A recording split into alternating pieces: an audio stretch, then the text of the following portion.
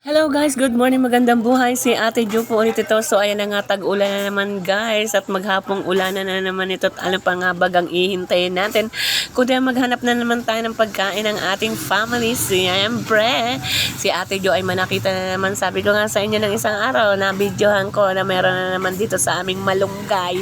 Kaya ayan, kung todo, kuha na naman si Ate Jo ng malunggay at for the go na tayo sa paghimay-himay niyan guys. Tingnan nyo naman, agardo si Ate Judy yan kasi guys, pag naulan talaga kami ni Kuya Lito, sinasamantala namin yung mga tabi-tabihan namin mga dingding or ano man din sa amin na pwedeng maggagastos pa ng pag saboy-saboy ng tubig. Kaya ayun, kami ay nag-iimis ni Kuya Lito. So ayan na nga guys ang mga ricado at ayan na nga pinapakita ko sa inyo ang sibuyas, bawang at ayan na nga guys, nagpapainit ako ng kawali kasi yung aking anak na si Janine ay may biniling kalahating kilong manok kagabi. Hindi ko na niluto kasi nga para ngayon ng umaga yan lulutuin or ngayong tanghalian na kasi nga mamaya rin naman sila gigising guys. At ayan na nga, syempre nagmemekos-mekos na ako diyan ng manok at ayan na nga guys, niluluto ko na yan. Panama na talaga yan para sa gulay na malunggay at gagataan ko yan guys.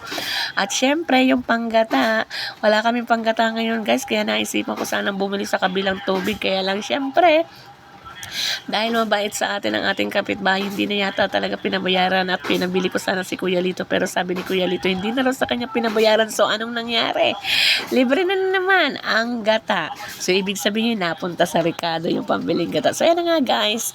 At ayan na nga, ginagata ko na ang nyog kasi nga tapos na si Kuya Lito magkayod. Si Kuya Lito ang nagkayod ng nyog at ako naman ang magagata kasi alam nyo guys, wag si Kuya Lito ay napapadami niya ng tubig. At syempre alam nyo naman guys, hindi naman talaga sobrang kailangan ng gata ang malunggay. Pero pag gabi yan guys, talaga naman kailangan kakanggata ang mauna mong aayusin. So ayan na guys, pinapakuluan ko na lamang yan at ayan na mga memekos ko na ang gata guys. At maya maya naman yan guys ay maluluto na yan. At syempre ano pang ang gagawin natin, ihintayin lamang natin yung maluto guys. At mamaya nga guys, anyway guys, yun nga palang pinipirito kong manok ay tapos na, hindi ko na lamang nabidyohan at narayan na nga ako sa bandang yan na. At ayan guys, ang aming pambansang pangsahog, ang sardinas. Sinong relate? Oh guys, masarap na pangsahog yan. At alam niyo naman guys, ngayong tag-ulan talagang napakasarap ang gulay. So ayun na nga guys, nagmamantika na guys ang aking malunggay. So ano pang gagawin natin guys? Tapos ng aking pagluluto at ayun na nga guys, malapit na yung mahango. At anyway guys, hanggang dito na lamang ang aking video for today's video at maya maya lamang hanguin ko na yan. So that's it. At ako'y kakain na guys. At ayun na nga guys, kakain na si Ate Jo. Agardo na talagang sobra. Bye guys, see you on my next vlog. At sana lahat tayo ay mag-ingat kasi maulan. Bye guys.